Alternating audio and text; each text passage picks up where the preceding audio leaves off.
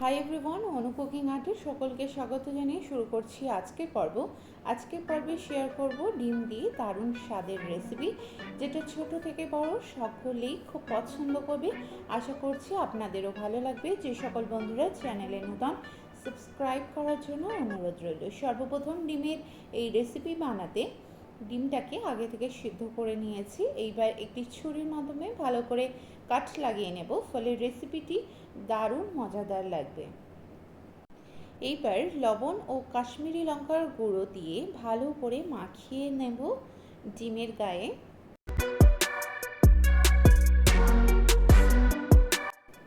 Next একটি কড়া নিয়েছি, কড়াই তেল দিয়ে দেব। তেলটা গরম হয়ে আসলেই কেটে রাখা পেঁয়াজ কুচি দিয়ে দেব।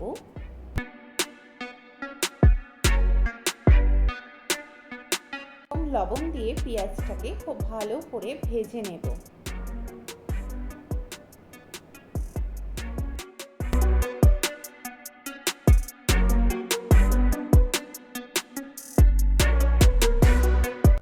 দেখতেই পাচ্ছেন একদম লাল লাল করে পেঁয়াজটা ভাজা হয়ে গেছে। এবার পেঁয়াজটাকে মিক্সিং জারে নিয়ে নেব।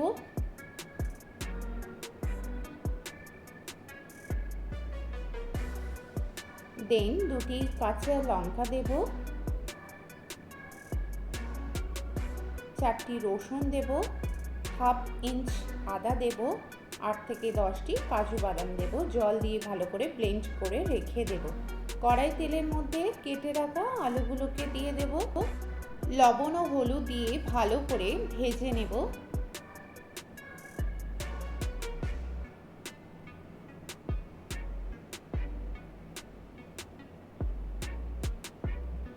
দেখুন এখানে খুব সুন্দরভাবে আলুগুলো লাল লাল করে ভাজা হয়ে গেছে। এবার একটি পাত্রে ট্রান্সফার করে নেব। দেন ওই কড়াইয়ের মধ্যেই ডিমগুলোকে দিয়ে দেব এবং ভালো করে লাল লাল করে ভেজে তুলে নেব।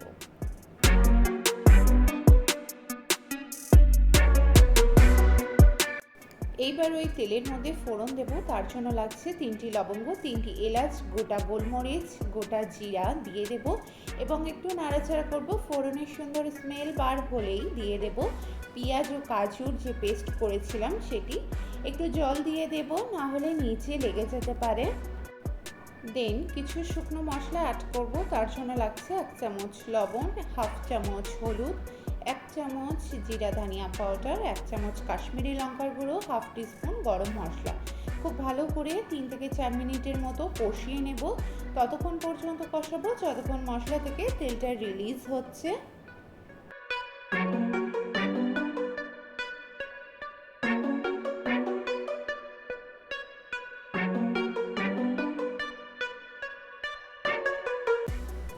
দেখুন মশলা থেকে তেলটা ছেড়েছে। এইবার ভেজে রাখা আলুগুলোকে দিয়ে আবারও ভালো করে কষিয়ে নেব 1 থেকে 2 মিনিটের মতো। কষানো যখন হয়ে যাবে তখন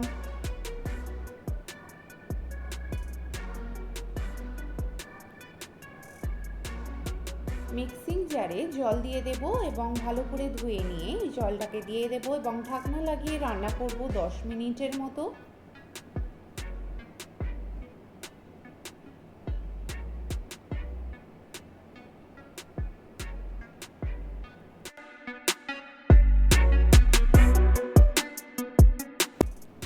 দশ মিনিট পরে দেখাচ্ছি। দেখুন কতটা গ্রেভি ঘন হয়ে এসেছে। এবার আগে থেকে ভেজে রাখা ডিমগুলোকে দিয়ে দেব এবং আলুও খুব ভালো মতো সিদ্ধ হয়েছে। এইবার 5 মিনিটের মতো আরও রান্না করব, যাতে করে ডিমের মধ্যে গ্রেভিটা খুব ভালো মতো সোক করে যায়।